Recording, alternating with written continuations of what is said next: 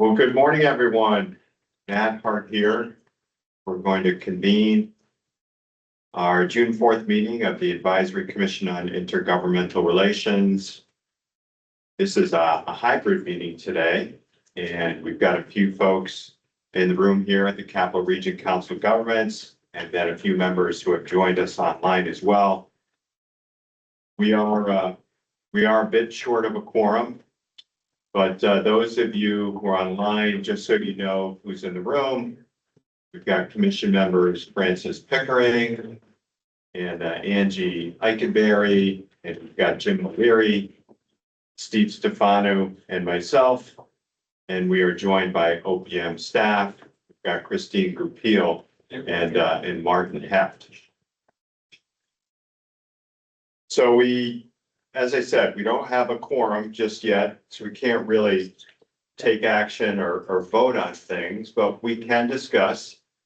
In today's meeting, the number one thing on our agenda, after we get through some housekeeping items, is we wanted to talk about goal setting for our commission. And we've been chatting about that the last couple of months. Setting some priorities for our work over the next couple of years. But before we go there, why don't we turn to our OPM colleagues and see if we can get a brief membership update?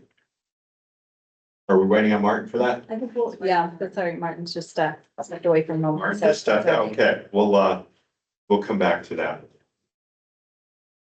All right, so the folks who are joining us online, unfortunately, just given our screen configuration, we can't see you, so we'll have to periodically pause and check in so that you can participate in the conversation as well. So let's jump into item 3 on our agenda then. We can come back to the membership update at a later point. Let's chat about goal setting. Next slide, please.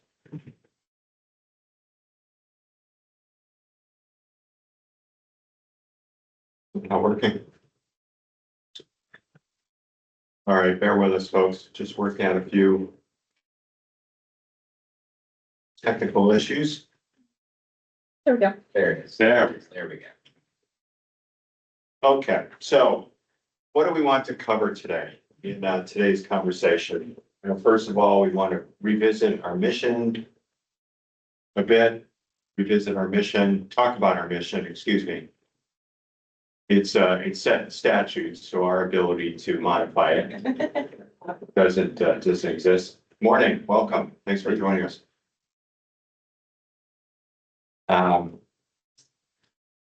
We'll chat a little bit about our goals for today, some of the recommendations that we received from the 2 work groups we set up a couple of years ago. One that was focused on municipal workforce development and shared services. The other one that was focused on pre-K through 12 workforce development and governance, as well as funding for our public schools. But importantly, we also want to save time to talk about new ideas. Talk about some new ideas that folks might have to inform our work. Morning, could you want to say hello? Hey, Kevin Coughlin. Thanks. Sorry I'm a little late.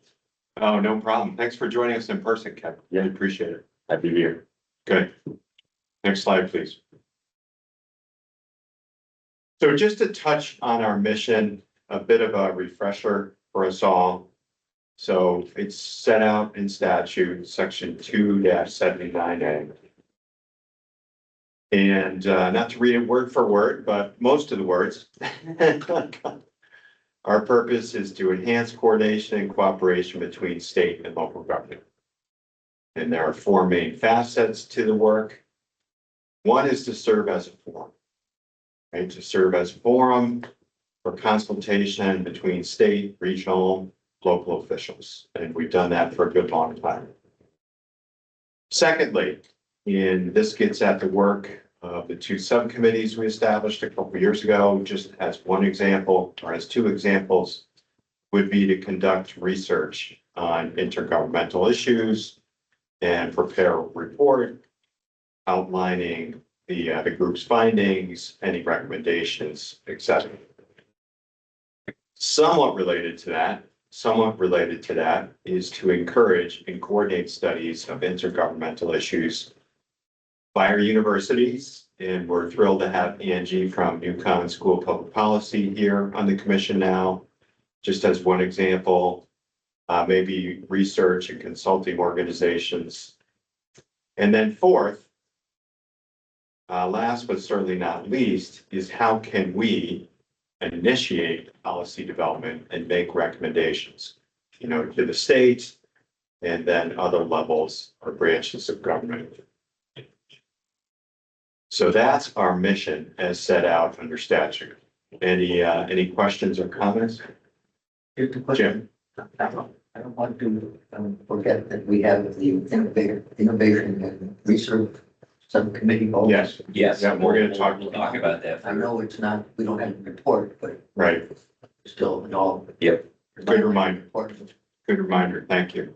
Thank you, Jim. That's not statutory. What's that? That's not statutory. That's Correct.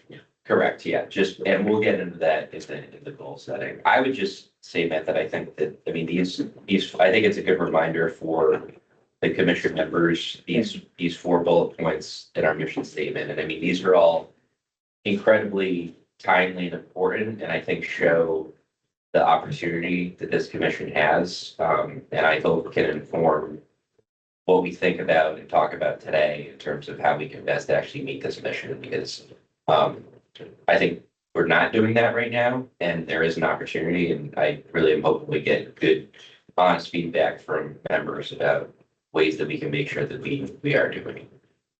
Thank you, Steve. Any other thoughts or reflections? One more, we've done quite a good job over the years of conducting research, encouraging studies, done a lot of studies. In-depth studies oftentimes. Made recommendations, many recommendations. Yeah. However, we have not been successful at accomplishing much in the way of having success with our recommendations. But if I may, that's one of our, statutory responsibilities to not seeing recommendations through implementation, right? This is more of a forum in a think tank. Yeah. To ideate and propose, and I think I don't know if these are in any particular sequence in the statute, but I'm going to assume they're put there in order for a reason, and it's a neat logical progression that culminates in the reports, but sometimes I wonder, are we doing even number one, serving as a moment? If we're having forum moments, and we're not actually having state officials. Yeah. Consulting with, interacting with locals, then we're jumping to sometimes four without doing all the groundwork. I think that's a great point. I was gonna say that I think that number one there is really an opportunity to facilitate the rest and being a sort of clearinghouse to exchange feedback between all levels of government here in the state. Where I really think the value can be in just being a structure for those that are at the state level, getting feedback from those at the local level and vice versa.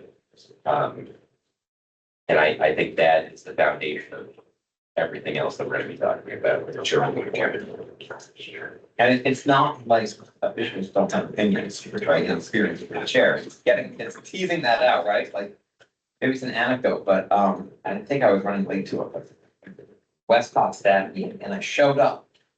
And I was like, what is going on in this office? Because we had easels everywhere, people running around, work groups, notes going up, conversations. We did a facilitated workshop internally. Usually I'm like, okay, we're here to talk that, we need any ideas, crickets, right? And then we had facilitators with employees. And I show up and it's like, what we got out of them was incredible. So I think we can do the same thing too. Well, good points. So we were joined by 2 other members. Welcome, gentlemen. You just want to say hello, Carl? Carl Hildef, Town Administrator for Westland, member based in Edinburgh. Excellent. Hey, good morning, Tom Gaudette, Chief Administrative Officer, Bridgewater.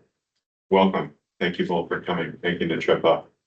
So we were just chatting a little bit about our mission, bit of a refresher, a bit of a reminder. Why don't we advance to the next slide, please? So what do we want to accomplish today? Now, this is what Steve and I and Christine, what we've been talking about, and this is something that ACIR has engaged in every couple of years or so. So number one, we want to engage in a healthy and interactive discussion. Let's feel free to share our thoughts and ideas. Obviously be respectful of one another. I know we're always very, very good at that, but feel free to disagree too, right? Let's have I don't good- think we should disagree. I disagree. There you go. Good examples already. But perhaps most importantly, we want to develop a short list of new near-term priorities for us. So what do we want to focus on over the next 2 to 3 years? Now that the three subcommittees that we had formed, 2 of them have just issued reports. The third is in the works. A question I often think about, and I think this gets at the point Jim was making earlier, is how can we be most effective? Could we be most effective and useful? To policymakers, primarily at the state level, as well as local officials too. Local officials and the regions. And then I think when we're talking about this, from an individual perspective, what do we all want to get out of our experience serving on this commission?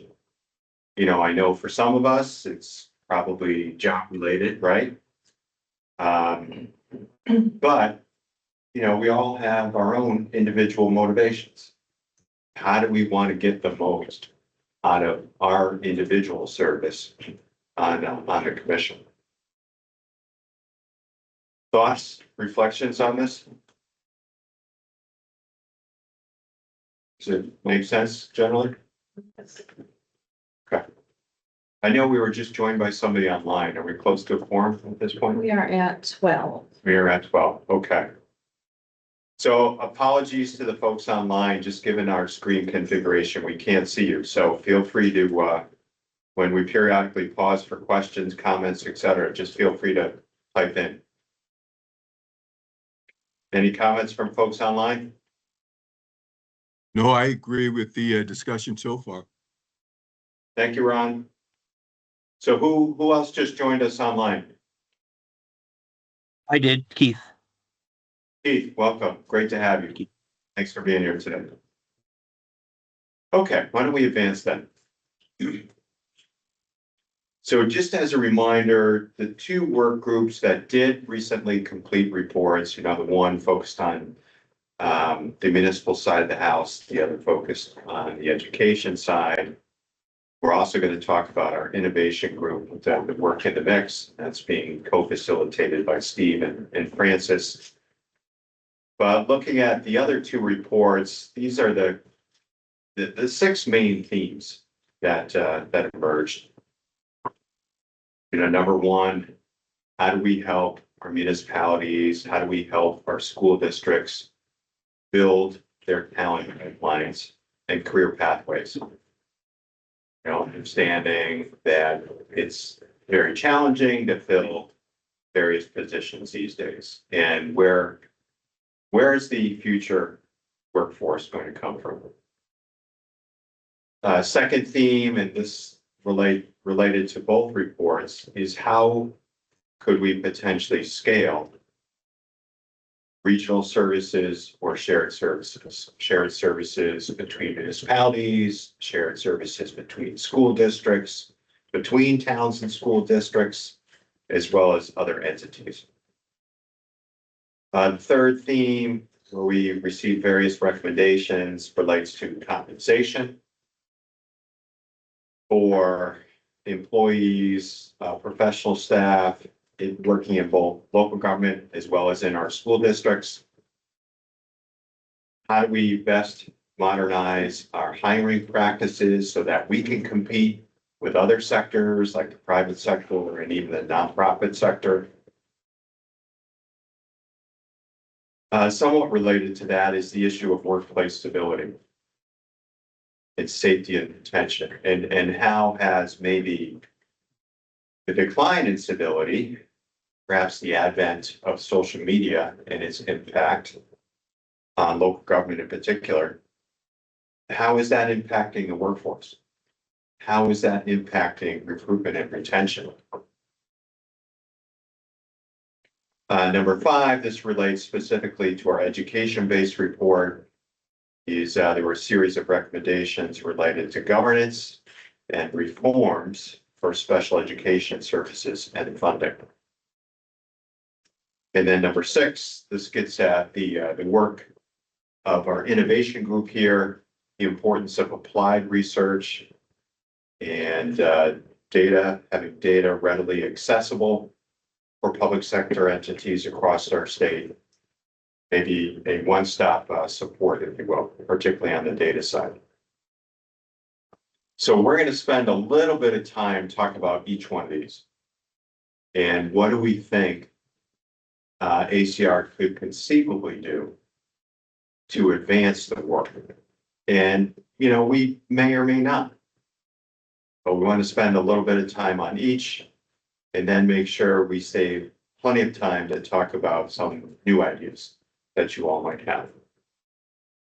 Again, our goal is to produce a handful of priorities for the next couple of years.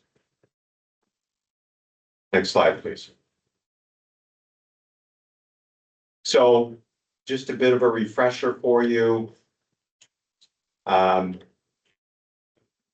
Talking a little bit about building the talent pipeline and career pathways, both in municipal government as well as the pre-K through 12 systems. And Ron Thomas and I co-chair the Municipal Workforce Development Subcommittee. We talked a lot about how can we create internships, trainee programs, even apprenticeships, mentoring programs, again, to help recruit that next generation of local government staff. So one recommendation would be to create an internship program modeled on the state's Connecticut Careers Trainee Program. Where we could focus on municipal occupations like finance and HR, even municipal management, public health, human services, conceivably any number of important occupations there. The challenge, of course, though, is funding, right? Is funding. And municipal budgets, I'm looking at my municipal colleagues around the table. You know better than any of us, the pressures you're facing at the local level and the challenges you're facing with your own local budgets. So where do we find funding to help subsidize a program like this? Similarly, would be to establish a trainee program.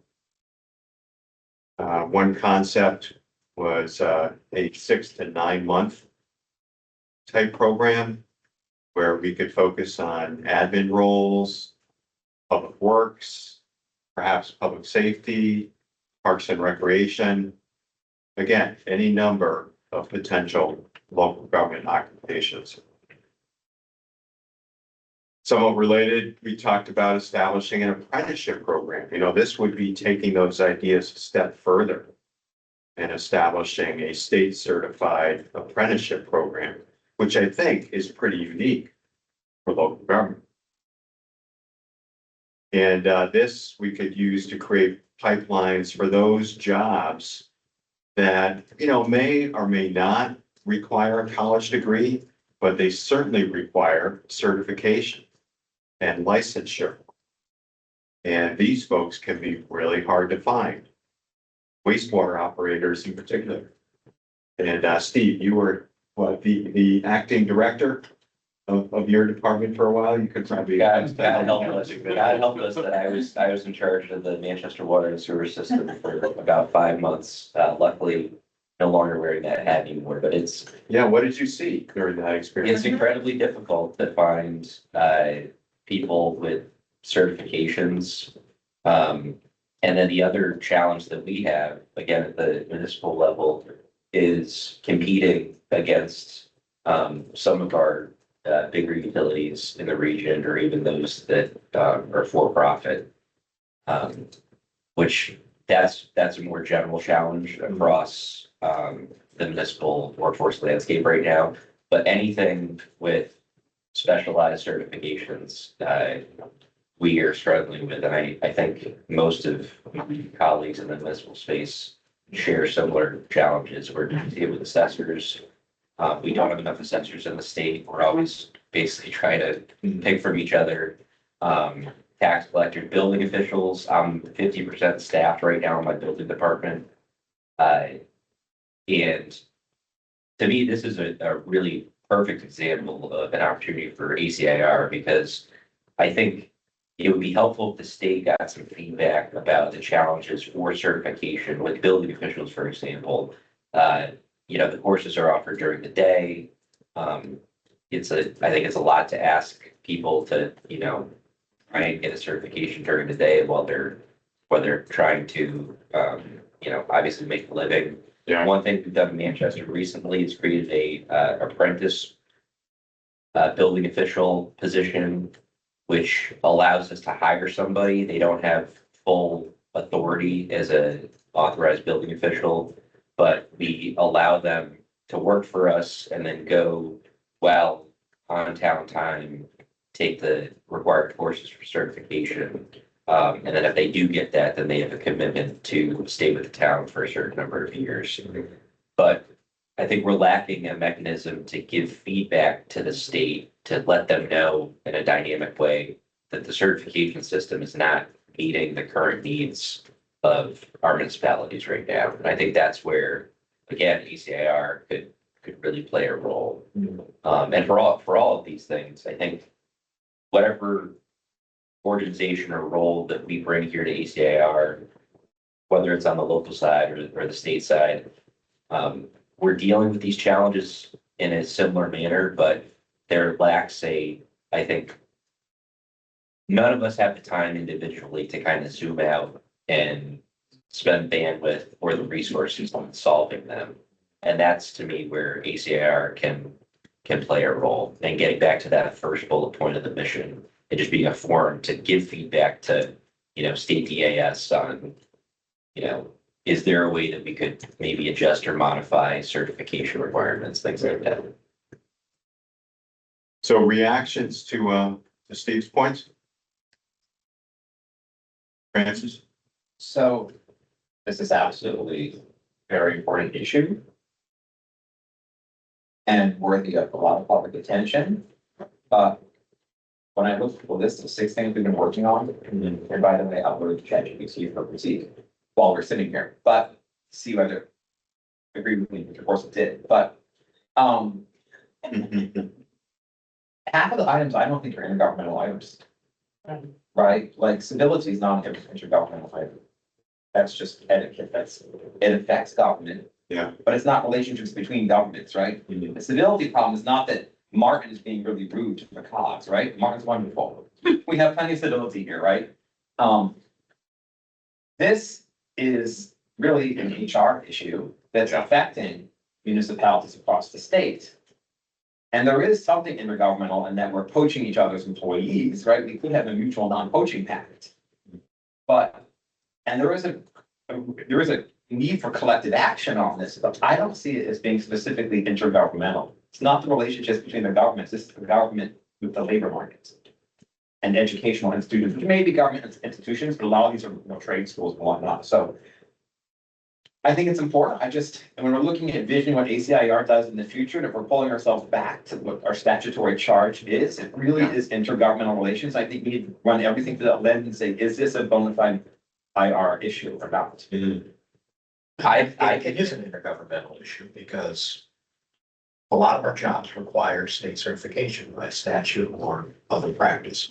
So how do you get those certifications when we don't have a pipeline of individuals? Or the hurdle is so difficult.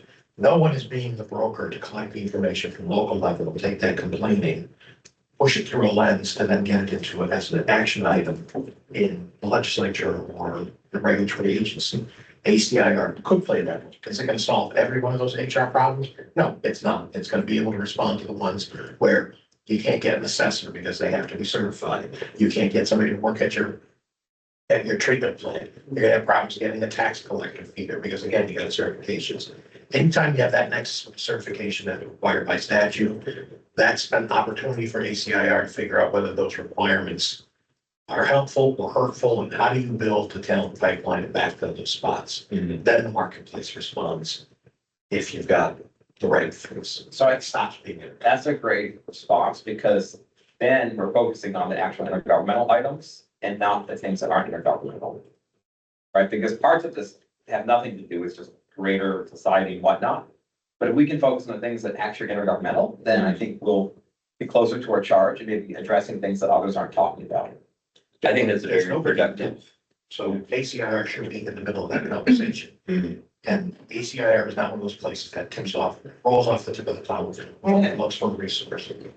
I think that that's a very productive point on both ends, and that I think we should be thinking during this goal setting exercise, avoiding mission creep and trend, because I think that's been a challenge for ACIR in the past, is that there's so many issues. Yeah. And we really should prioritize and focus.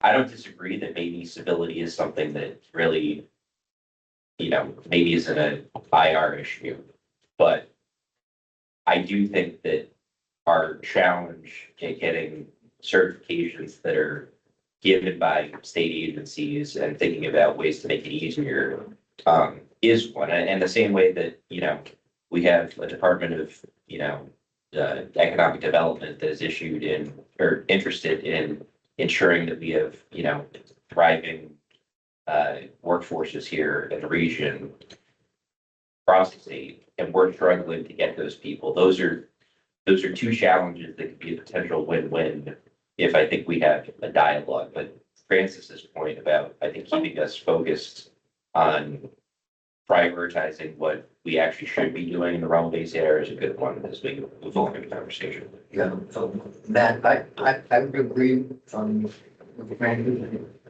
except that I would say that, and I think that stability probably should not be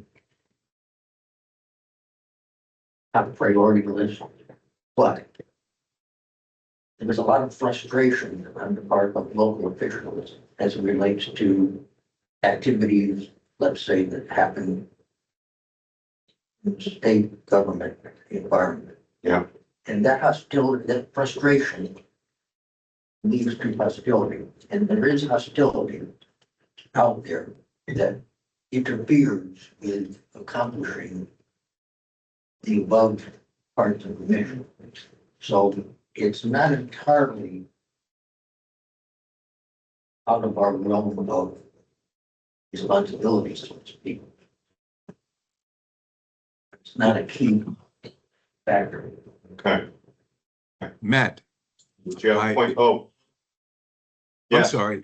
Yeah, it's Ron. Yeah, I was just gonna say that in our committee discussions, this issue came up quite a bit. It is, I believe, a truth in municipalities that the climate kind of entering into an environment where there's some hostility toward you when you have other options, can make you look into seeking other opportunities other than working in municipal government. So I think it's an important issue, and one that we could and should devote some focus on. However, I think we can decide on which proposals are ones that we take the lead on, and which ones that we say work in cooperation with others, like say working with the REL Center or supporting what the REL Center does that sort of thing. So there can be tiers, also. But thank you, Ron. Yeah, So- I agree with Ron. I would like to jump and put in at this point that the issue really is that, we face a challenge of managing the process of accomplishing whatever it is that we put up there. Yeah. That's been the problem. We don't have a process in place because, and we don't have the process in place. And we don't talk about the process. And the process takes a lot of work. And we, well, and I've said for quite a number of years, I have to use a medical analogy, but we need an algorithm for each of our goals. So that we know step one is to talk with this person or this commission or this legislator. And step two is the legislator agrees with us, go to this legislator and, or go to OPM.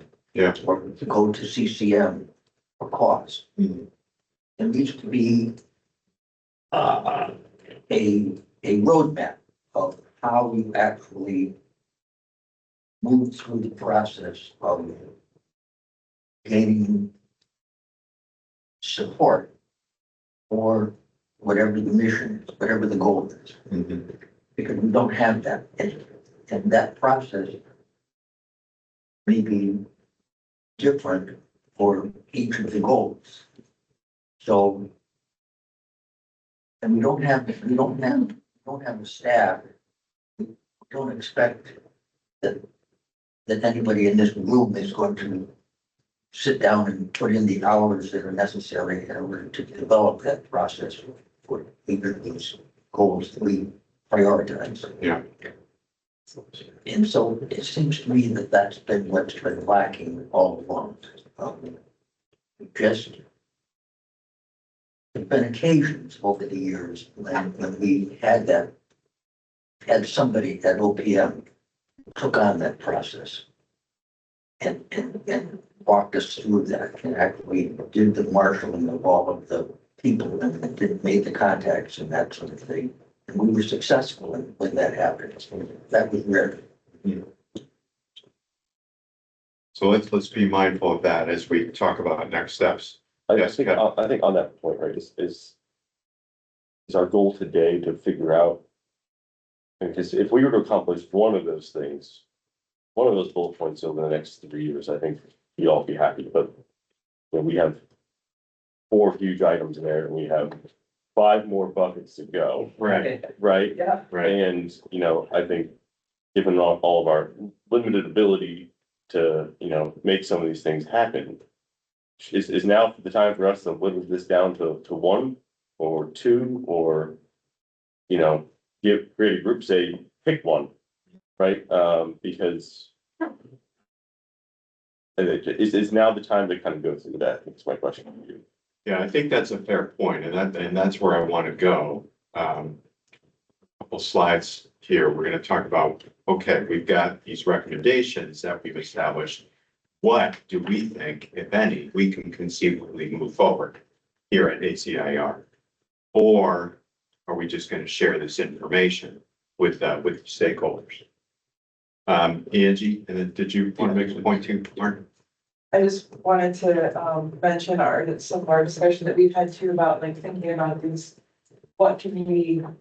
which project or goal can be used to maybe leverage to address the, like show that there's a need and we can kind of have a demonstration project that would lead to potential more resources. To be able to build a structure that more fully staffed to move forward with other things. So thinking about, you know, the kind of low-hanging fruit, but then that it's leading to some more potential resources and others. I like that. So let's revisit that in a couple minutes. Mark? Yeah, the other thing I was just going to say is on another work group I'm in currently is we've kind of gone through similar process here, going through here's all of our recommendation type things, everything else. And then when we finish that, we then prioritized which are the top priorities, which are not. So maybe that's the secondary step when we get through this, is to go through, okay, well, the municipal training program, okay, everyone agrees that's number one, then this is number two, and then that's the order you tick them off. That way it's kind of set up your priority areas, afterwards. It's kind of like, now we're looking at, here are all the recommendations, here are all the concepts per se, filter those out, then prioritize them. What are our top priorities? If we're looking over 2 years, okay, well, this year we're going to do this, next year we're going to hit this, obviously, in case that whatever else should come up. Okay. Let's hit the next slide quickly, very quickly. So these were some education-specific pipeline actions that came out of the education group. I don't think we have anybody from that group here today. Kevin, did you participate in that? I did not know. Yeah, two co-chairs weren't available today. But similarly, they talked about how can they improve recruitment and retention as well. And the special ed side, in particular, I'm not going to touch on each and every one of these. Is there a way to streamline? There are a lot of programs currently going on at the Department of Ed. And also, frankly, workforce strategies that are geared towards educator recruitment, both classroom teachers, special ed paras, it really runs the whole gamut. And it's certainly one of the stated priorities of the governor. We have a lot of new funded programs that are going towards this work. So it's out there, it's being done. I'm not sure how ACIR fits into that, because again, as an intergovernmental, I'm not entirely sure. But even going back to the last slide for a second, I think that there are a number of programs going on at the state level where I think the role of ACIR could be linking that work to municipalities or a municipal organization that represents our cities and towns. I think, an example is the Department of Labor is doing a tremendous amount of work and has been for years on apprenticeship programs. Maybe it's worthwhile if we look into figuring out how to organize our municipalities in this area so that we can link to the the State Department of Labor and figure out a model program for all of our cities and towns to use, so we're not recreating the wheel 180 times. That's what we're essentially what we're trying to do right now with the talent pipeline for education and special ed. But it's just, I think, a way for us to be relevant in the discussion is to help organize and then link to state agencies that are doing this work that could be of assistance. Okay. Thank you, Kevin. Let's continue that theme in a minute. So let's go to the next slide if we can. So we've been chatting about this, the report findings. What more can we do? And we've already touched on that. What more do we think we can do in our role? So how do we focus on the IR component? As Carl and Francis and others were talking about, what's the IR component of municipal workforce development, recruitment and retention? Maybe Angie's point, is there something we could pilot as a test case? Some of the ideas we did come up with, and I'll get to you in a second, Francis, is could we use the COGS and our education equivalent, the RESCs, the regional education service centers, to do some of this work if we can find some funding and support from DOL. Can we engage labor more in terms of getting their good ideas to the table here and try to obtain some legislative funding to support this? Francis? Thanks. Yeah. This obviously the largest footprint in education in the state is the state and its creations, municipalities. And we had never really looked at what is being churned out by the state's institutions of higher education and if there's alignment with workforce needs, right? Nobody's ever said comprehensively, what's the output, what's the input, right? They're completely disconnected, right? I mean, you even see the discussion about, the president of CCSU saying, perhaps we should explore a polytechnic model. People rise up predictably, right? Pro or con, there's been no discussion of workforce needs in the public sector. We have the community colleges, we even have the extension center, which is often forgotten in Connecticut. That literally exists to help out with, regional / local needs. So even just seeing those alignment could be a start. So how can we address that? Well, There's some I'm recommendations just to not that effect? involved here, but for instance, municipalities can say, our expected needs for assessors in the next number of years are that, here's what we need in the next 10 years given. We know what our, put their employee census is. We know what the ages are, they're gonna retire in 10 years, here's what we're gonna need in the next 10 years. What are the actual, students being graduated from all of these institutions? And my guess is, it's not gonna be a good fit. We need the research and the cooperation with the municipalities.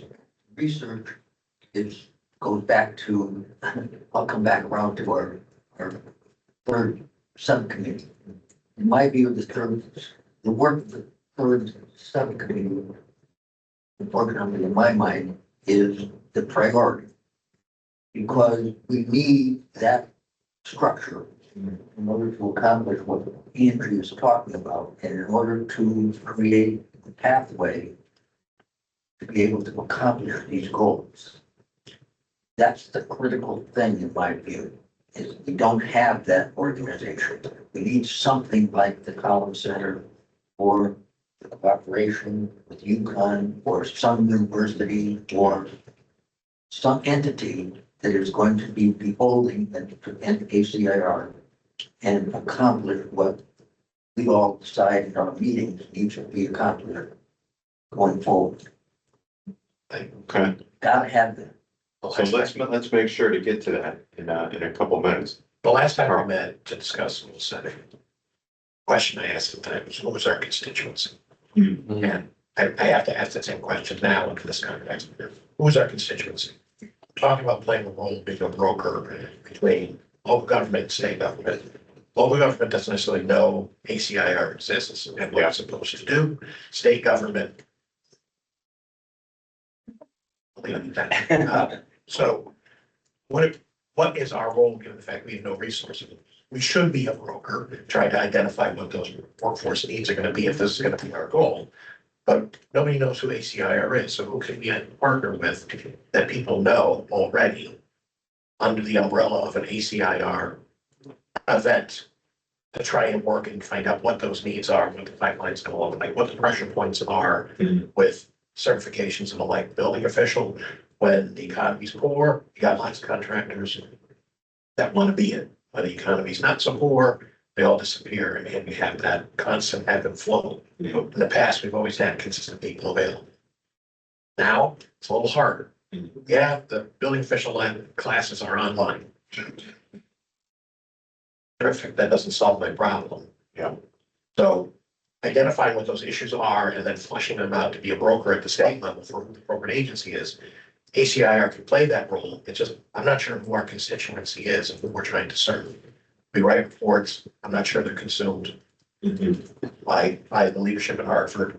There isn't an interest in study and analysis. It's push a bill out, put my name on it, and then we're analyzing it after the fact, saying probably wasn't a great idea. But then somebody else is trying to pursue a modification. So I'm not sure who we're supposed to serve.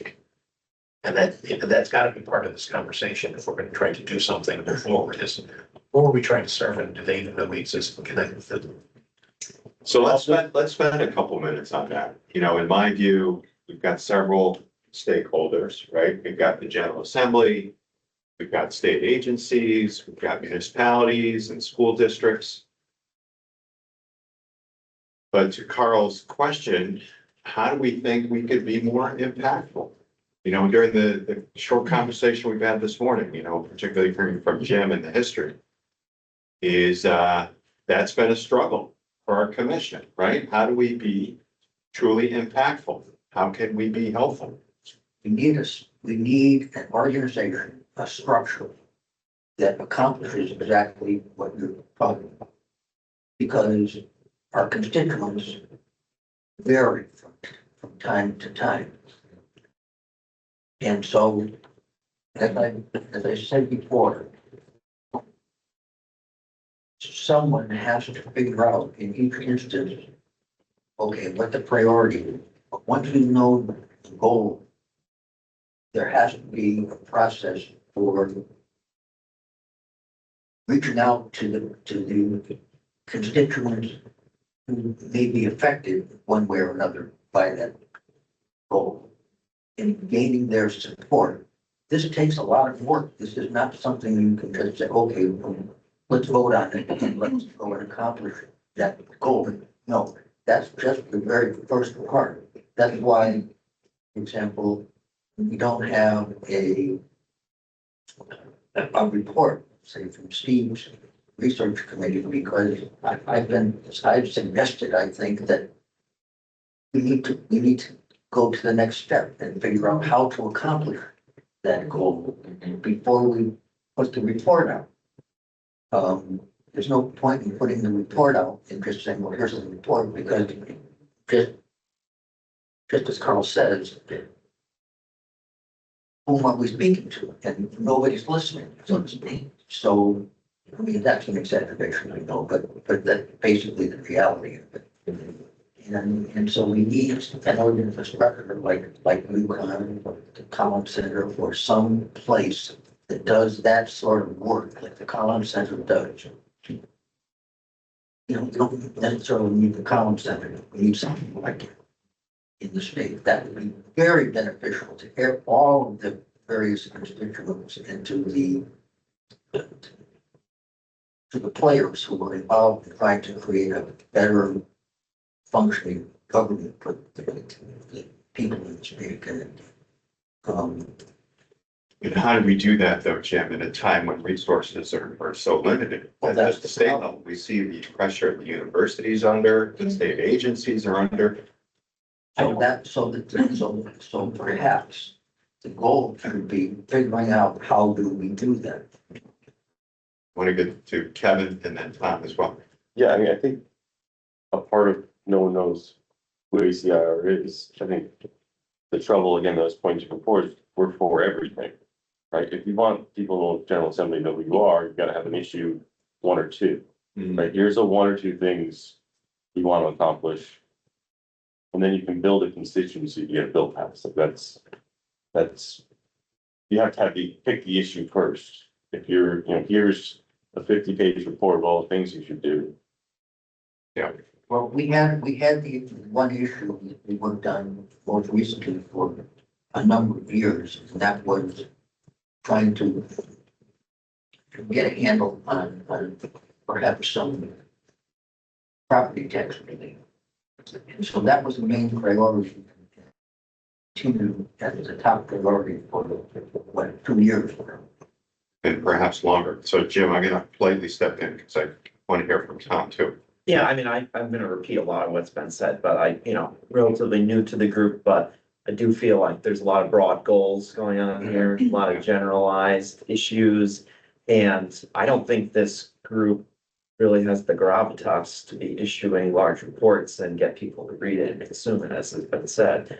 And so I think, it sounds like it may be time for a slightly different approach. I mean, when I first heard about this group, my initial reaction was, there are these discrete issues that need to be dealt with, like local government has a problem with it, and state government has set up a mechanism by which those little things that annoy us could be dealt with. Well, that's fine. Then I just think it needs to be, I'm gonna say it very crudely, just a discrete list of tasks. Like, this is a problem for us, knock that one out. This is a problem for us, knock that one out. I mean, I think planning is important and all kinds of general issues, but I find in my job that I just have to advance the ball every day. little wins along the way. You know, I can plan, it's part of a bigger picture, of course, and Yeah. stuff. But, and then I think if we have those couple of issues and we actually get a couple wins, people actually know who we are. We'll have something to talk about. And, so I think that, you know, these things will go hand in hand. We will both have accomplished our goal and we'll accomplish the other goal, which people seem to have, which is who the heck is ACIR? I do have a few examples related to that point. When we get to the other ideas section, like for one example. You know, I've often thought about one statewide grant portal. You know, and how do we better standardize the state grants that municipalities apply for? Because every agency does it a little differently. Every agency has a different form. You know, is that something, an example of a problem, of a day-to-day problem? We could see what we focus on and dig into. But I also appreciate Kevin's point, you know, given your experience at the legislature, how can we be impactful? How can we get their attention? You know, what can we do that's meaningful? Or just to follow up on that, before I forget, there's actually a grant portal that's opening up multi-state agencies.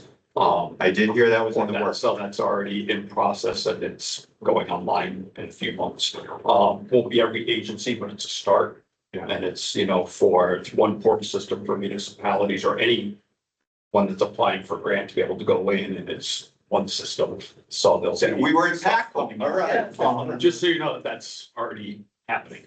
Other piece, just to piggyback on what's been said, and I've said this for several years, is, you know, kind of going back where it's absolutely true is that no one knows what ACIR is. No one knows who it is, what we do, anything else. So that's always been difficult.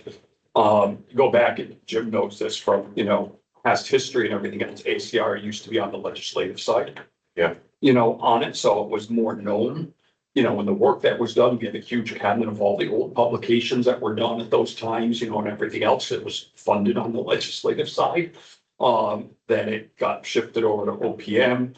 You know, there was some, you know, designated staff, but then obviously as reductions, everything else came, you know, there isn't any, you know, per se, you know, full staff and everything else in ACIR. We've talked about other times being, you know, it's like, well, ACIR is its own, you know, commission, you know, board type thing, should it have its own staffing, everything else. I mean, obviously that's all budgetary issues, all that type of stuff. But I think, you know, the biggest problem is most people, if you say ACIR, and honestly, even going through legislative session and talking with, you know, and then our P and D chairs know who ACIR is, but like rest of P and D have no clue. Yeah. Even for us to like switch over, you know, and say, hey, that's an ACIR report, they should have thought of that taken instead of assigning it to a state agency, but they don't because they're not aware. in that realm. They're not looking at that and everything else. So I think, you know, I always say we need to go back to basics and be like, okay, we need to establish who ACIR is. We need to educate, you know, the people, the municipalities, the legislators on who ACIR is. And this is some of the things that have been done. There's things that we can do an open forum. What types of things do you need, you know, on that thing? Do you legislature? Or municipalities. And we're supposed to be the tie-in between these. You know, it's, you know, do a couple open forums here and everything else and explain to ACIR, here's some of our past stuff that we have done on here, you know, and, you know, it's just, overall, I know it's getting a little off of the individual things here, but I think, you know, some of it's been said, we need to step back and really look at, you know, ACIR, you know, and who we are and everything else in order to do the next steps. So a bit of I a reset. agree. Jim, oh, I'm sorry, go ahead. Yeah, I agree, except that who is going to do that? Is Matt going to do that, or Steve, or somebody else, or a subcommittee? No, because we are basically volunteers to this organization, and we need a staff. If we don't have a staff or a structure, we aren't going to be able to accomplish, but we can say that's a goal, but who's going to go and do all that work? Well, same with any other board or commission, you know, it's, you know, if they have staff, it's gotta get funded, everything else. And unfortunately, it's a catch-22, because to get the support to be funded, they gotta know who you are and what you're doing. or they're not gonna give you funding. And if, so it's a catch-22 scenario. Completely agree with you. Okay, so let's revisit that. I think Francis might have a So just suggestion. a couple of things. When the question about constituents, I would say the constituents are the governments. I'll look up the governments. I mean, obviously there are other people we want to talk to, but they are the ones theoretically participating in this forum for whom we are working. If we work in everything, we own nothing, right? Because so many of these areas have other people involved. One area that people are not involved in is specifically intergovernmental relations, right? Because when you look at government agencies, a lot of us, just because of jurisdictional boundaries, whether it's statutory or geographic, we're in a silo, and we optimize within our silo, and everybody's optimizing within their own silo. And then we have to do this kind of communication between silos, and a lot of the friction we get and the inefficiency and the breakdowns happen because all of us are individually optimized, but as a system, we are not optimized. That's a different question, right? Many of us have gone through lean processes in our own workplaces where you say, wow, that office has the world's most efficient paper process. And it's a paper process because they don't control IT, right? Where things get shuttled around. And so the system is where things break down. And I think that is really what ACIR can own that nobody else has. And then to Jim's point, we absolutely need a process, right? Right now, it's been anecdotal. Hey, I think people are rude and it's a problem. Does everybody agree? Yes. Okay, now we're gonna study it, right? There's no scoping there. There's no screening. It's just, now we've got a new thing to work on, right? Let's create a subcommittee. I don't know that we're in a place where we need an institution yet, because there are plenty of professors who publish, whom nobody reads. And there are plenty of dysfunctional government agencies, not everyone silos optimized, or just a lot of resources are frittered away. So we don't have a process first, kind of adding the structure is premature, and Martin's absolutely right. The legislature will say, why are we gonna give you money? What's gonna happen with it? Where's the first return on investment? And then last, I think Tom's absolutely right. I would love to think smaller than these big picture, let's fix the property tax and let's fix educational funding. That's just, there are smaller things that actually they can be done that are probably really painful for all of us. Well, okay, yeah, I concur with many of your points there, Francis. I am conscious of the time. We are at the 1 hour mark. We are planning to go to 11:30. I don't know if everybody can stay that long. So I do want to jump ahead and skip some of these items. But Tom, did you want to make a point? Yeah, I hate to be repetitive, but I think it's worth stating. When I go into the speaker's office every year for our asks, Yeah. I have a very discrete list of things. I don't talk about general policy points. I don't bore people with all that. I say, this is what we need, bang, bang, bang, because they have a lot going on. There's 1,000 things going on, 1,000 priorities. And you don't need a whole reset. You don't need a press conference or any of that stuff. You need to schedule a meeting. And they're like, oh, ACIR's here and they're scheduling a meeting with important people. And this is their list. They voted on, these are the 3 things they want this year out of session. I think it's as simple as that. And then outside of session, obviously it needs a purpose and a mission. I think of things like, I'm trying to adopt an AI policy for the city, scoured resources, can't find a model anywhere. So I'm using that as like a weird example, but We've adopted one. I'll send it to you. I appreciate it. So, and like being a resource for like, they noticed that this was like a thing and they have a resource, not some like general, study on some issue, but rather like, this is a thing you need and we have one, here you go. So. Well, maybe we could do a little bit of both. So, let's try by the end of the day, hone in on 1 or 2 things we want to focus on further. But I also concur with the points about, we need a bit of a reframing here so that the General Assembly and others become more aware of us and utilize us. Where can we help you, legislature? All right, I do want to give Steve, and I know Francis just had to jump out, a little bit of time to talk about their work group. So Christine, if you wouldn't mind, why don't we jump ahead to slide 14?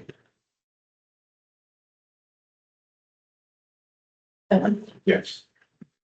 All right, sorry.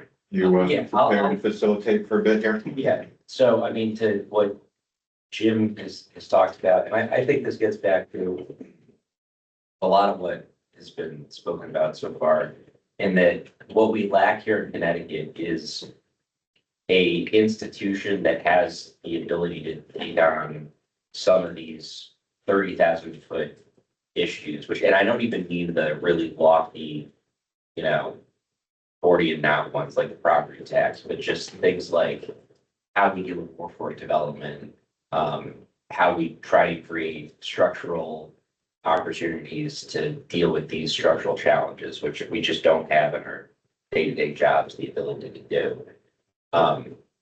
So our subcommittee is really looking at an opportunity to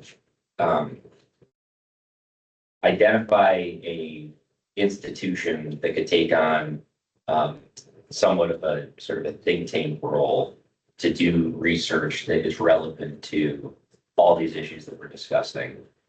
And with that kind of be a forum and a resource for sharing best practices on things that are frankly potentially mundane, like what's the best 2026 process for assessors to be doing their work, because I think you take some of these non-sexy functions of local government like assessment or tax collection or town clerks, and I always find that we're doing things in a way that we've done them for a very long time, and I don't think anyone really gives thought to, okay, what are some best practices out there? What are people across the region and across the country doing, potentially doing it better?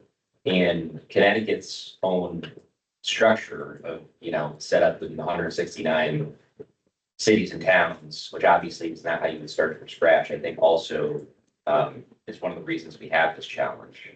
And that, how do you expect a tax collection office in,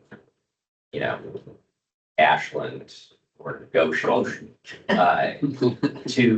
to really be, I mean, you're lucky that you can get like one person that's actually dealing with, like, just able to take in the paper and process it, let alone think about. Part-time person. Yeah.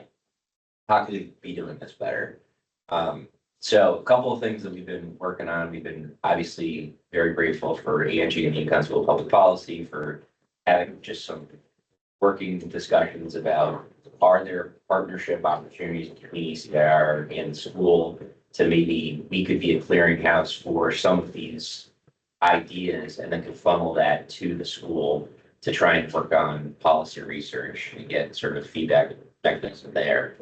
And secondly, the Collins Center model, which has been talked about, for those of you that aren't aware, the Collins Center exists in Massachusetts. It's associated with UMass Boston. It was actually set up by the Mass State Legislature.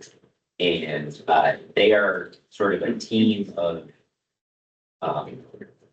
on-call consultants, basically. It's part of the institution that works with governments, works with the COG equivalents, works with some state agencies and public universities on implementation of best practices, whether it's leveraging technology better for a tax collector's office, looking at issues of charter reform, helping with potentially one-off assignments to fill in if the finance department needs help for just consulting on the project. So I think that's definitely missing in the state, and an area where ACIR could be of help. Again, the devil's in the details, and how do we actually scope it out in an effective manner? Resources are, going to be, like with anything in this discussion, a challenge. But I do think we have an opportunity, especially with Angie now on ACIR. And it also ties into the workforce development challenge that I think definitely local government, state government probably to a lesser degree, but we don't sell ourselves enough as a potential career opportunity. And, we have a School of Public Policy, and I know, I did poli-sci at UConn. I got an MPA, and even within those disciplines, I think municipal government is kind of, on the back of people's minds. And that's a real shame because there's a potential win-win in, if you're a student of public policy or public administration, it's really a perfect career for you, and we need more people. We've talked about the silver tsunami for 2 decades at this point, but we're really facing it right now. My biggest challenge as a municipal CEO is human capital. Both like number one. And again, a partnership with the university that's actually having students that are interested in this career could be, I think, a real benefit. Now actually implementing this, making it happen, it's gonna be a challenge, but happy to take any feedback. Well, I think you had a few ideas on the next slide, maybe you could talk a bit more about Steve. Angie and Francis can get too. Okay. I just wanted to make the point, kind of connecting back to our earlier discussion that, it's kind of, we have this chicken and egg sort of situation, it seems. But we're already doing some things that is like connecting the dots, right? And leveraging that as an opportunity. And one of the things that when we had our meeting last week with, Karen, who are overseeing our Institute of Municipal Regional Policy, they have experience kind of, supporting the commission. They support the commission. And that experience of, early days when that commission was going, they didn't have staff, and there was a sort of figuring out a little bit of resources to get something going, show some results that then now has led to have 3 staff people basically that we support through their IMRP, and they are able to have a lot of impact to those folks working full time on making some things happen. So that model might be something that, we can learn from and follow. And then there's just other, we're already doing some of the work, and it's kind of like, how do we just get a little bit of resources, and even maybe, in the school itself, we can throw in some support to like figure out how do we just use what we have. We have all these resources, it's just figuring out how to leverage them towards this. I thought one, and this kind of gets into one-stop portal data assets on the next slide, but the thought we had when we were meeting is a challenge. I think most of us have seen is that the way that individual cities and towns report their budgets, report their audits, it's not standardized. And it makes it very difficult to do apples to apples comparisons. When you're looking at things, whether it's going into labor negotiations or just trying to get a sort of sense of, what's a reasonable expectation for firefighter staff in a city of 60,000 or a small town of 10,000. And being able to potentially facilitate something like that would require standardization, to me would be a reasonable but feasible goal.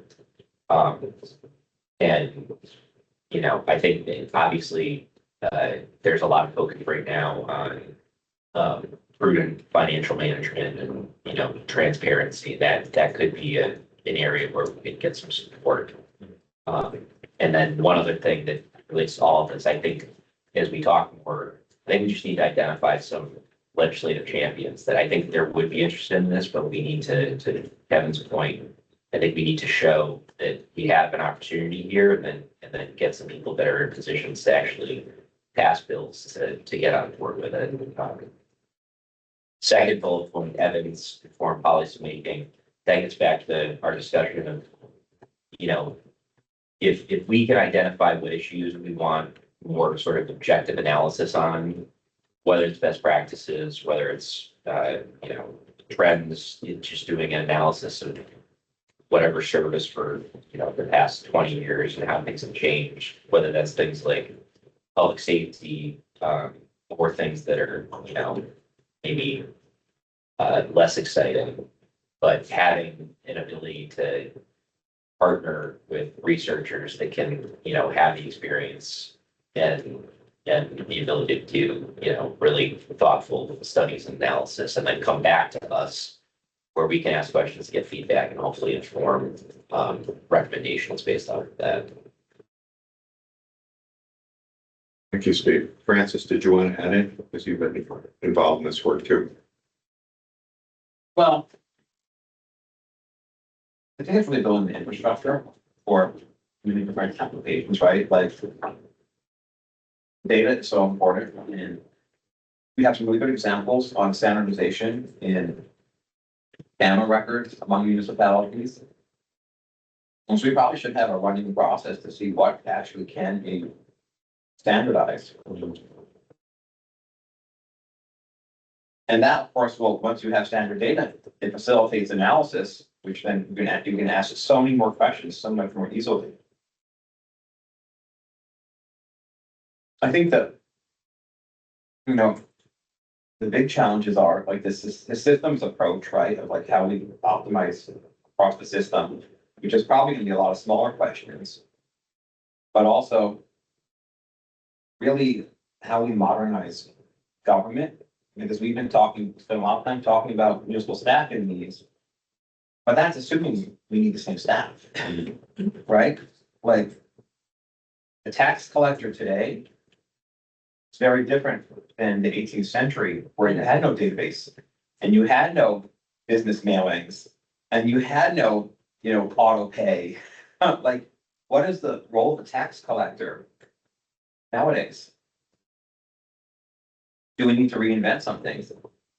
So why does the state and municipalities, why do they send checks or funds transfers to each other multiple times, right? Like, why don't we just net it all out and have one transfer a year and massively cut down on the need to provide, finance officers to deal with all this? I mean, these are smaller questions, also big ones, but I don't know if I think we need a process that we can actually come up with ideas and then vet them, rather than say we're gonna decide everything today. Yeah. That's right, and I would say any one of those issues, but whatever it is that we've all been talking about, they need to be focused on. Somebody, for example, needs to go, I'm gonna want to say let's say to the CEOs of all the municipalities, because they're going to get all kinds of different input in terms of what their needs are, what priority and make a list and then sort it out. And they may be many different suggestions. And so there's a process of accumulating the information, collecting that data from everybody, and then going back out and around and saying, well, you know what, it looks like these are two or three of the best ideas that have come up with. What do you think about it, Steve? Think like one of these above the other. Somebody has to do the work of figuring out, okay, the best practice that we should go out and discuss with all of the towns as it relates to the new idea of how you do tax collecting is this. And now that person has to go back out to the little town in Goshen and explain that to the folks in Goshen. You have to go to Waterbury and to Stanford and explain it to them and get their input and find out, okay, maybe it needs to be modified a little bit. Maybe we need to have two different structures, for small municipalities or big cities, who knows? But somebody has to do that work. Christine and Kevin, I just want to add in, and I know you're aware of it, when we had the two reports, and they were consolidated, I took an opportunity and stuck the innovation report into them and, asked AI to find the synergies between it. And interestingly, the innovation report came out at the bottom of all of our initiatives from the two major reports, indicating there's a lot of solutions that are being, or that are opportunities through the solutions that the innovation group is focusing on. And I thought that was a really important point. I know it's something that ACIR will tackle as we go through the rest of the year. But I do think it was kind of a key point to all the initiatives we're focusing on. thank you. Thank you for carrying that consolidation. Kevin, I was just gonna make a small point. We're trying to get ACR, our name out there. We're gonna create our own one-stop shop. Let's just call it the ACIR Research Collaborative. instead of coming up with a new acronym to get people to learn. So just gonna do the work with the energy to get our name out there. It's a good suggestion. All right, let me do a quick time check. Because I know some of you folks drove quite a ways to get here. Can we go, do people have until 11:30 or no? Okay, good. Folks online, haven't checked in with you in a little bit. Any thoughts you want to share, points you want to make? Are you still with us? Can you- I can. Still here. Okay. All right, why don't we start talking about next steps in the remaining time we have today? Why don't we advance if we could? Oh, go back one.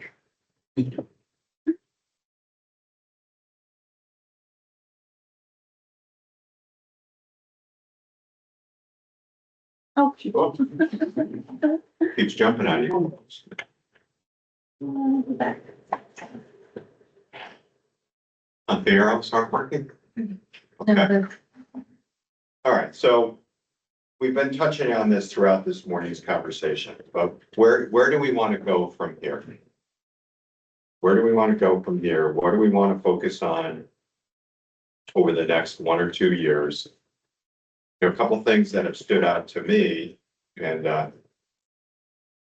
the point Mark made is how do we maybe re-educate, or how do we connect with some of our primary stakeholders and make them aware, remind them of the fact that we exist, and ask them how they think we could be helpful? You know, taking the General Assembly for a second.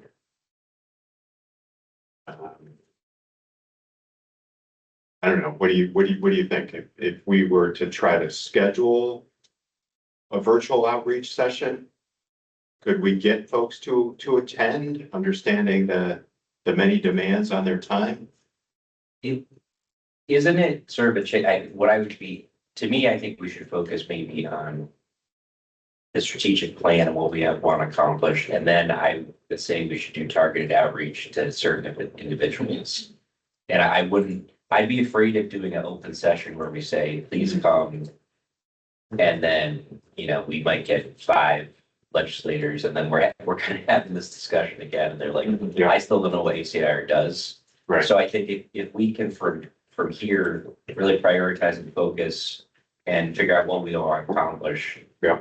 And then take that information and schedule meetings with the majority leader, the House Speaker, their Senate, Senate leadership, planning and development. I'd say, listen, like there's a real opportunity here. And I've even heard from legislators that, I think they would, whether or not they actually believe this, but I heard them say, for example, with the veterans tax abatement bill that was passed with a certain intention that in reality, I think was a little different in implementation. And I think that's a perfect example of where we could provide some value to them and saying, like, listen, you passed this thinking that it would have this impact, but like, here's the perspective of cities and towns, and Manchester's losing $500,000 in revenue because of this. Again, a lofty initiative, but another unfunded mandate. And you probably weren't aware of this as, you were deliberating. Here's a mechanism to get better feedback of how your actions actually impact policy. So let's just stay on that because I agree with Steve. So just on that issue, for example, the person goes out and coordinates the various points of view, gets the data, let's say collects how much of an unfunded mandate this was on the big cities and the small towns, what's involved, specific numbers, and puts together a presentation to bring to the appropriate legislative leaders say, look, this is what's happening. In other words, there's work to be done. I say that we need that organization, something that Angie would accomplish, I think. Jim, one of our research scholars is doing a study on veterans' tax benefits. Right now, there was a bill that Brett Foster had funded to do that project. We're working on it right now. I don't know if it will cover all the questions. She actually, Representative Foster is the one that talked about, Yeah. like, it would be great to have, a feedback mechanism. Sure. So if we could just take, let's say, that issue, go to, let's say, a point person like Andrew, and Andrew would say, oh, I know just the person at UConn who would like to delve into that. Quite a few years ago, we tried to go in this direction, and we went to, I had a contact at St. Joseph's, and they agreed, President agreed, and they appointed staff to do the mission for us. Unfortunately, the person who was selected in the process of getting into it was hired by the state. And so she left the part. That was a good example that we were actually making progress with somebody who was working with the university. It was accomplishing the mission, or accomplishing the goal we set out.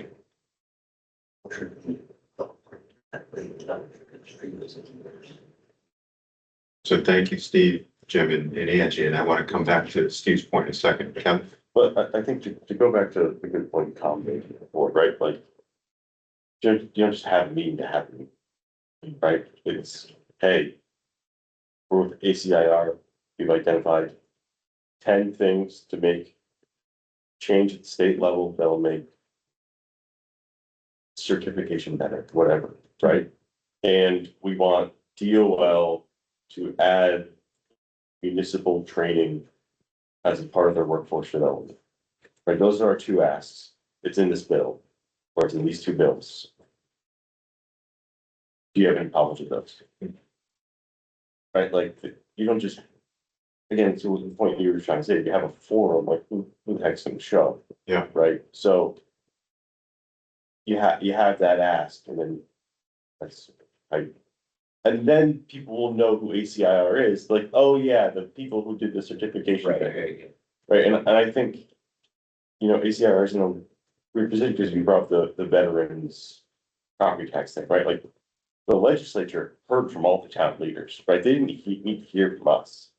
Right, like, there are certain, I think we were talking about, like, town funding, education funding, like, the town's got that covered, right? I think more of my point is on the process where I think where's the disconnect between as that bill was developed and what they thought the impact was gonna be, what it actually was, and feedback there, but your point's well taken on, like, that issue is covered.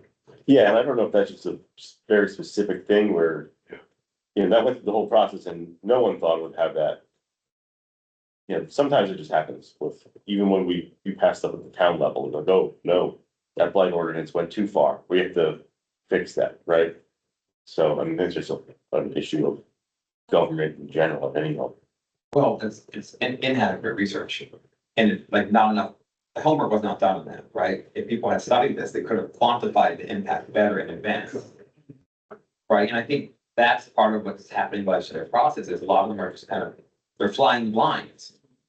And then if we're reacting after the fact, we're just arguing to get something back rather than, for instance, when we talked before about this misalignment, potential misalignment being what institutes of higher education are putting out and what inputs needed for local government are, nobody's actually analyzed that. We can say building officials anecdotally are a problem. If we actually had some kind of clear study saying there's a need for 15,000, people and boom, boom, boom, boom, boom, they'd say, wow. And that would frame the entire conversation. Yes. So let me try to wrap some of these ideas together. So as an example, what if we were to ask the municipal workforce committee and the education committee refine your recommendations into legislative asks, A legislative ask. a legislative ask. So municipal group reaches out to labor, asks for a meeting with labor. Makes its presentation, makes its pitch. Education group does the same thing with the education committee. I mean, what do we think? Could that be worth piloting, that type of approach?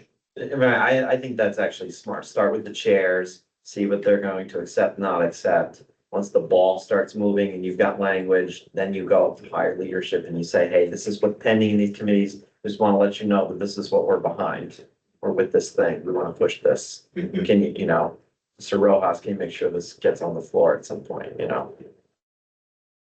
Those kind of conversations, very discrete things, things you have language for, things you've already talked to the chairs about, and just sort of keep advancing the ball. You just move your discrete item through the process legislatively.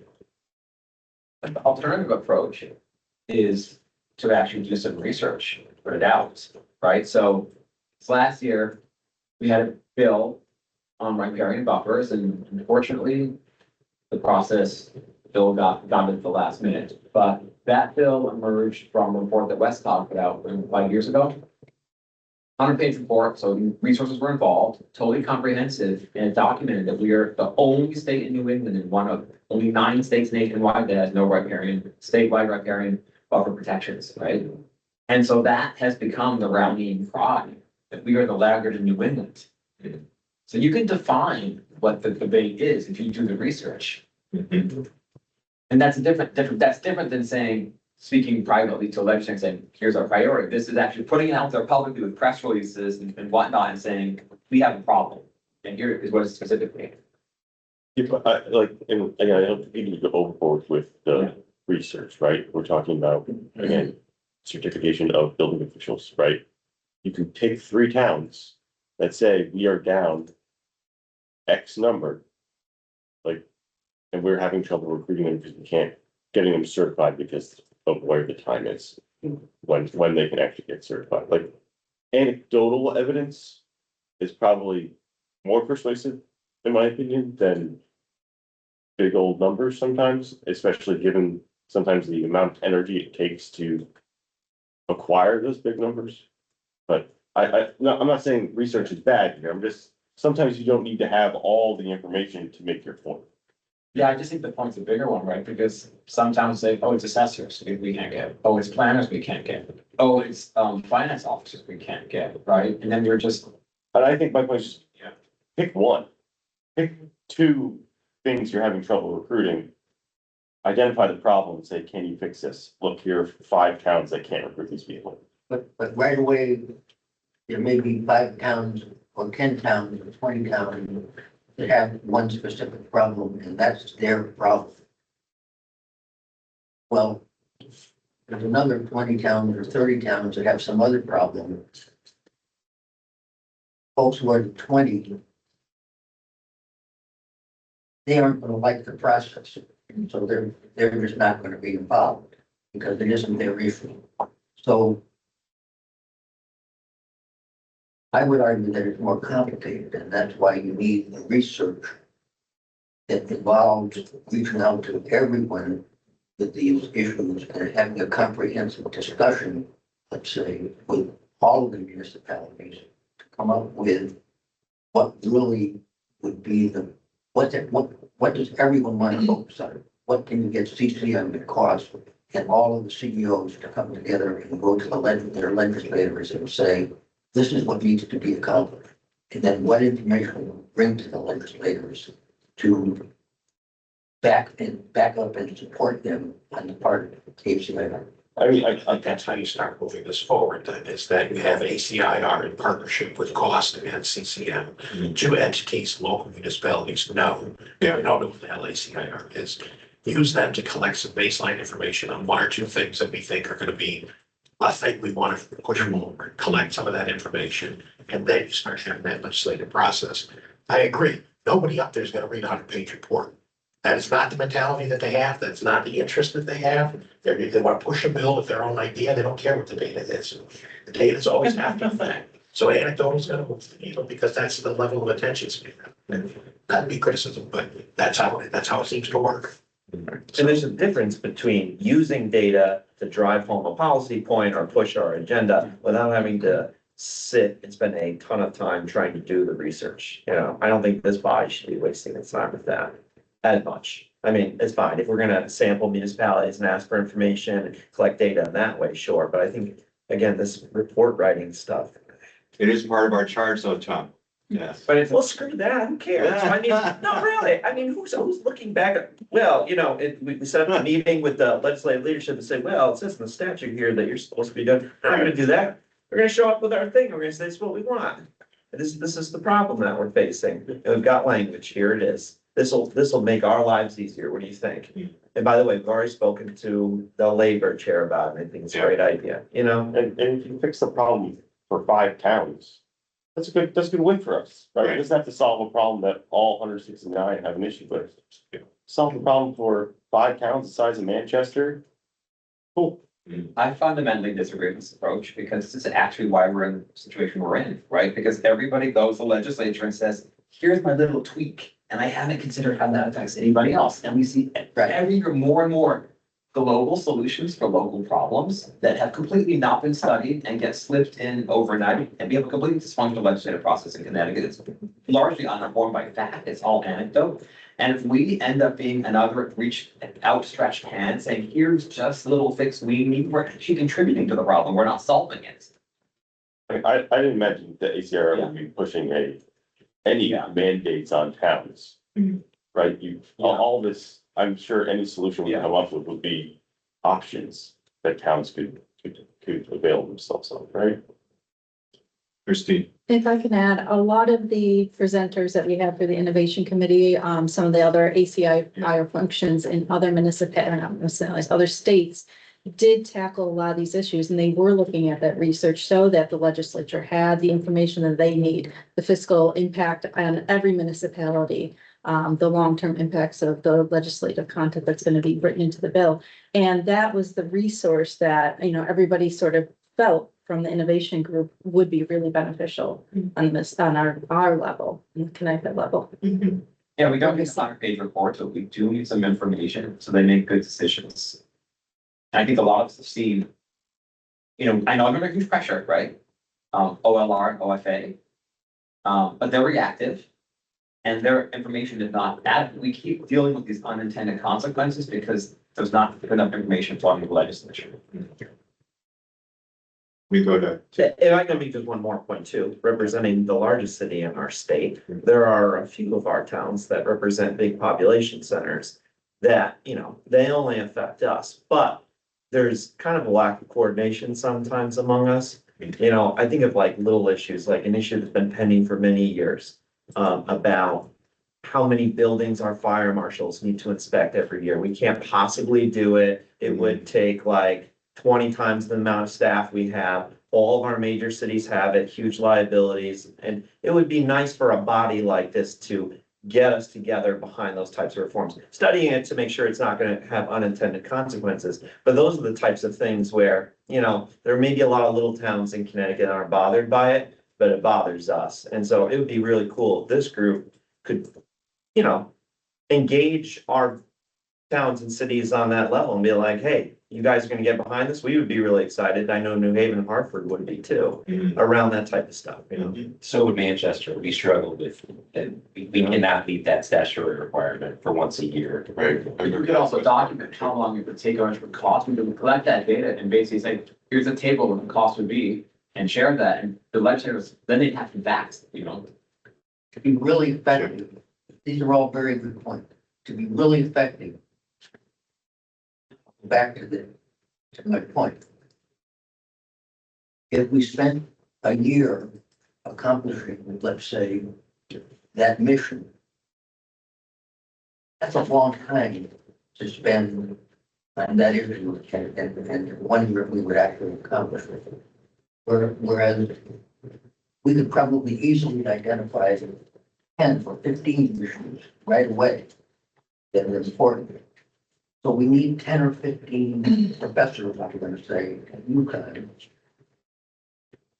has an interest in each of those and wants to do that study and figure this out and do all the work that's needed in order to come up with a program of how you're going to accomplish this.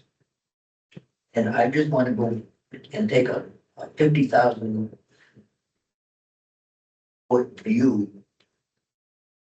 In my experience over 30 years or so, what has ACIR accomplished? To my knowledge, there's actually only one piece of legislation that ACIR succeeded in passing through the legislature. That's a long time. There's a whole lot of work and ideas, terrific ideas for innovation and how to make government more efficient that have been discussed around this table. There's been lots of great ideas. We're talking about the same ideas that were being talked about 20 and 30 years ago to be serious. It's the truth. And there's still problems. So that's the problem. Is that we get this group has been a tremendous source of wonderful ideas and good solutions.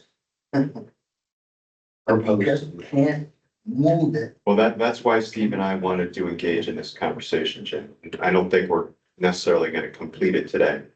But how do we be impactful? How do we make it? Why don't we go to, so go on, Marvin. Just one other thing, Jim's point there is you also have to look at our title. We're advisory as a commission. We are advisory. So we need to determine, should we be proposing legislation? We're advisory. We're advisory to all these groups on here, okay, for that. As representative of the state agency, I can't vote on any legislation, proposals. Any other state agency rep on this board cannot vote on any legislative proposals. We can, provide some input and everything else, but we've got to recluse ourselves from all of that, on the legislative side because of our roles, because we're approving them on the backside, everything. So we can't have that same, interaction there and everything. And I know this has come up before in some of our other things as we are an advisory commission, for that. So that's our role, is to advise these other things. We can advise and say, yes, this is good legislation, or advise and say this. But is it up to us to be the ones submitting the legislation? No, we're advising the others. So you can look at it both ways. We've got to determine what is the best avenue. But Mark, I would agree to some extent, except that I would say that coming out of where ACIR was when it was originally set up in part of the legislature, it was a different notion, and that notion hasn't really changed, because back then, we were very much into advising. The process of advising was to come up with what advice you would give to the legislature. So yes, you were advising the governor's office or OPM or the legislature, particularly the legislature or municipalities. But you had to know what you were advising them also. That was a key thing. So you needed the research in order to figure out, and you needed the consensus from everybody involved before you could make the advice. Okay, You have I'm Brent. going to jump in for a second. What's You that? have Brendan, who has stand up. Okay, let's recognize Brendan. We do need to identify some next steps though, before we break 15 minutes from now. Brendan. Sure. Yeah, thanks. And I'm sorry that I don't mean to be jumping in. I've been listening to the meeting, but sorry to jump in at the moment. I'll be brief. I kind of agree with both of the previous comments. I think fundamentally ACIR should not see itself as an organization that is meant to initiate ideas. Honestly, I think, and to the extent that we do, it should be very limited. I think ACIR should be reacting in an advisory capacity. We should be responding to requests for things that people want us to evaluate and investigate. I think we've kind of assumed that that our group is somewhat all-knowing, and we come to this group with a sense of what we think should be things that we should pursue among our own membership. And we produce a study on that particular topic. And if nobody particularly asked for that information or asked for an analysis of that particular issue, then it just sits on a shelf. And people say, well, thank you for that. But we didn't ask for this. So what are we supposed to do with it now? Right. I think ACIR, having chaired the commission in the past, I ran into this, and I'm starting to come around to the notion that we should really be focusing on how we integrate ourselves as an advisory body to react and respond to things that other people need information on or need a reaction to. Those other people, I think, can be CCM. It can be the Planning and Development Committee and other committees of the legislature. And I think we should also, as Jim has been pointing out, we need to have that kind of other resource that we can work with to do some of the day-to-day kind of research, because the extent to which we rely on ourselves to do the research, forget it, right? I mean, it's very, very time consuming when we all have other things that we're doing in our lives. So I don't think we should be relying on ourselves to produce every report that is requested. We should have a relationship with a research entity who can do some of the data collection and the basic research, and then bring it back to this body for us to review and consider, and then make a recommendation. But I think it should be customer based, not sua sponte from this commission. Those are my 2 cents. Interesting.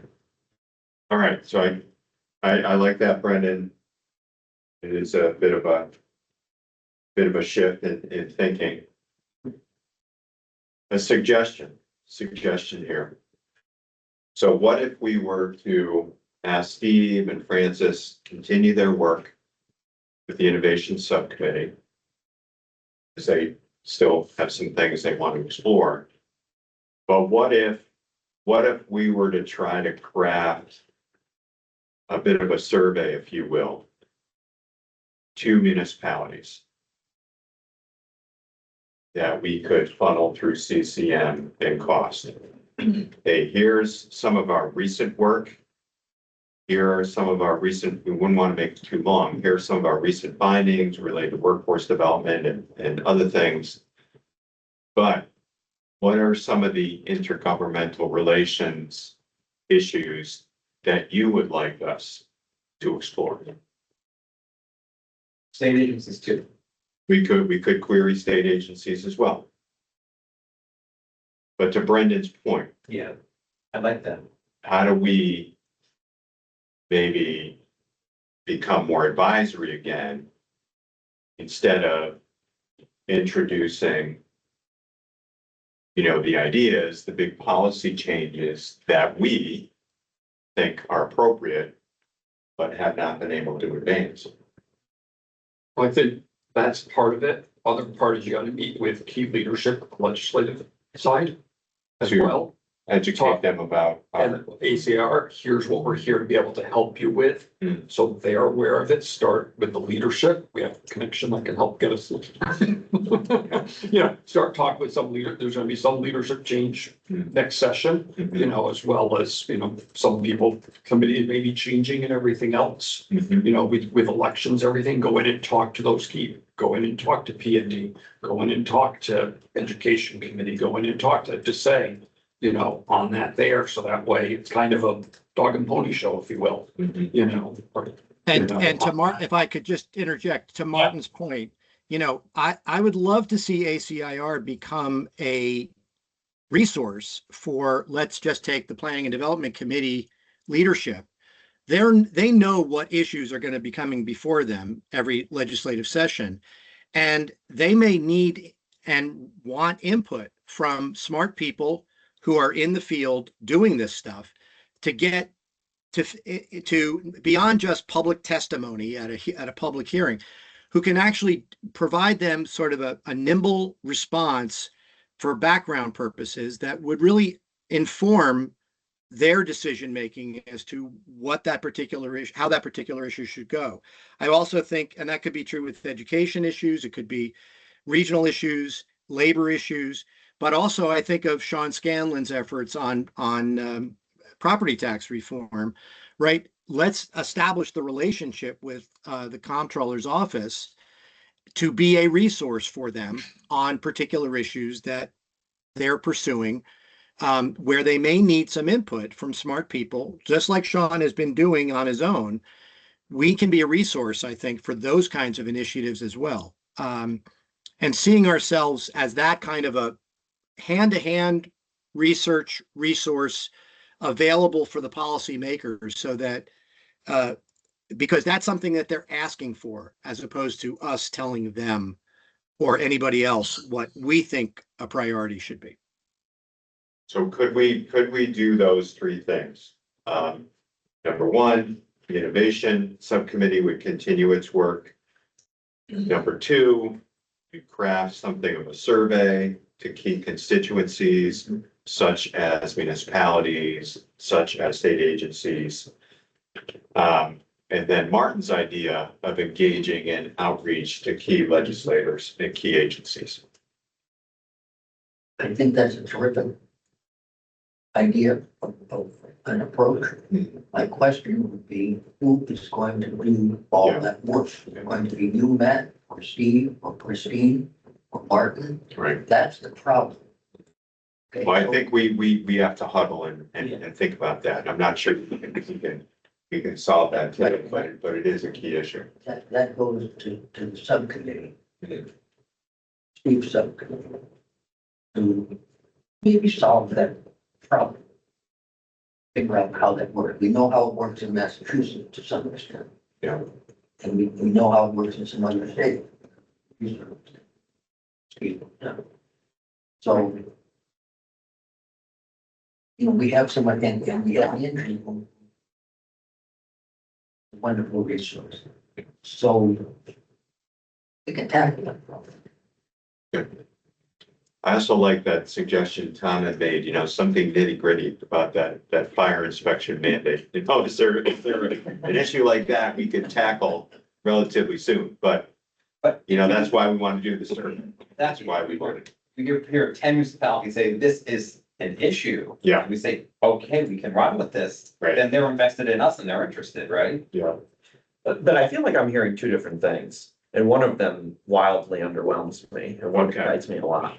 One is where it's sort of in its passive role, we kind of wait for people to bring stuff to us, and we give them our thoughts and feedback. And the other one is, we do the survey, I'm happy with that part, and then a lot of towns are like, yeah, this fire inspection thing's a problem, we need to change that.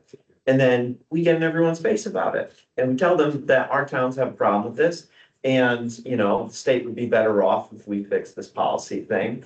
And then we propose it. Now, with respect to your point about how you can't potentially vote on a specific legislative change, I get that. I guess that's the nature of how this group is put. But it's only a toothless tiger because that approach hasn't been tried yet. And I just think we took a couple of those things. The broader the coalition, the better. The more towns affected, the better, so we can get some wins. But I just really feel like a more aggressive approach on smaller items to show some wins with the, I'm being repetitive, so I don't want to, but. Yeah, that's good, Tom. It's That's both, good. it's both, and unfortunately, you're right, there are the small things that if we had the data, in my view, we could accomplish the small things, and that would be wonderful, but somebody has to do the work. On the other hand, there are big things that others would be suggesting, and that work needs to be accomplished too. We can't be spending the next year, in my view, let's say, accomplishing figuring out what the recommendation should be as related to the inspectors. I also don't think necessarily, by the way, that on the inspector thing, since our example, we don't necessarily need to go to a UConn professor and ask them. All we need to do is, ask the bunch of towns, because you know the answer, and my chief knows the answer, and we can collect some data And then we go in and on our list of 3 to 5 things that we have for the speaker, here's what we're Yeah. worried about this year. And by the way, here's some information on it, and here's what we're pushing for. We think you should do this. You know, Somebody has to do the work. Yeah, Yeah, Yeah, it's like exactly. a professor to do, but you need somebody to put together a survey and analyze it and put it Yes. together in a report that's yes. And compelling. So and we look can at- figure that. and look at fire protection standards, what other states are doing, so, you know, you have to have Right. something You can- to buttress it. But that could be a really good intern. Exactly. but ACIR, because there's a lack of coordination or a body like this that's behind it, it will never get done. Because there's a bunch of people complaining about it, and we've been complaining about the same thing for 11 years. I've been in city government. This has much as not done. Right? So I'm just gonna say, you know. So this when can would actually you make a really difference. make it? Steve, did you want to make a point? No. Okay, so do we have some consensus around 3 things? Innovation subcommittee is going to continue its work and ultimately solve all our problems. Number 2, we're going to work on crafting something of a survey, lean on Angie for some help with that. And then number 3, we'll work to develop a targeted outreach education effort focused on key stakeholders at the legislature and state agencies. We have some general consensus around those 3 points. Yeah, I would also suggest that your original idea, talking about having some things that are concrete as part of that outreach effort. Yeah. Is going back to the 2 subcommittees and maybe saying, give us 1 or 2 specific recommendations that you want us pursuing.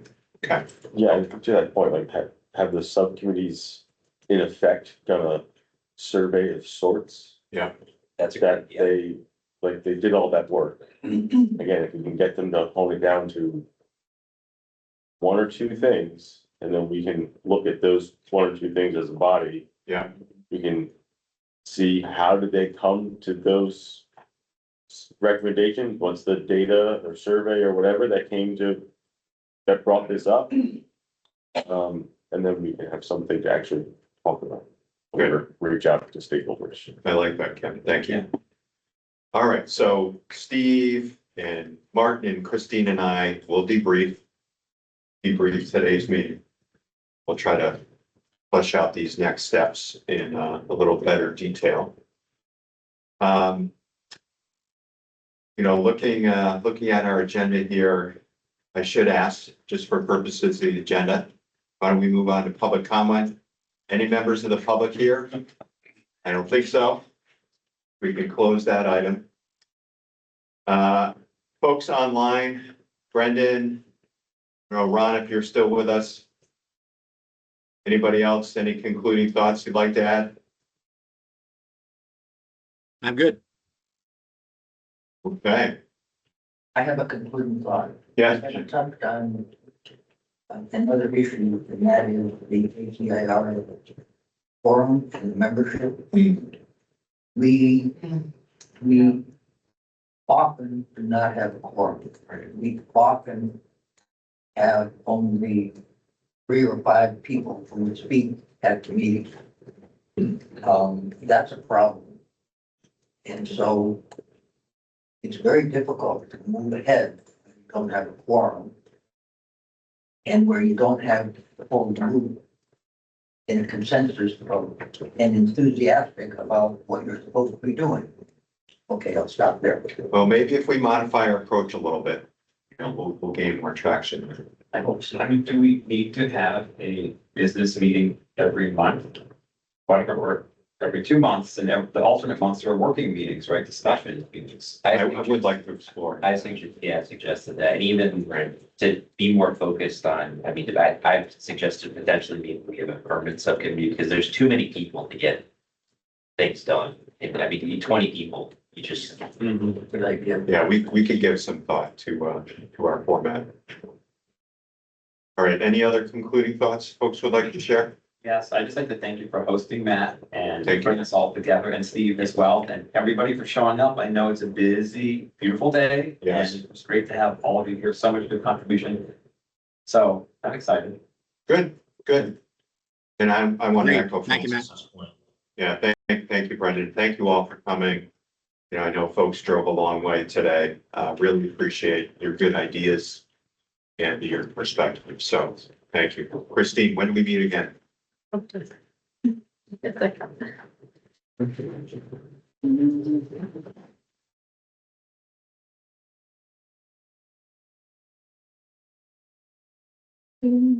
Scheduled July 2nd, which just starts right before Oh, July 3rd holiday. I would recommend. A lot of people are just that. Not have a July meeting and maybe forward it Oh, is it? or change the date of it just because it's the day before. Well, why don't we just reconvene in August then? Understanding some folks will be on vacation then. Are we comfortable with canceling our July meeting? Yes. All And that right, would be August 6th. August 6th, okay. That could be good committee work time. Yes, committee work time, time for leadership, for us to debrief. Good. Well, thank you, everybody. Really appreciate Thank it. you. Hope you have a great summer. And look forward to seeing you again soon. Thank you. So we are adjourned at 11:30. Hey, we finished on time. Brought it all together.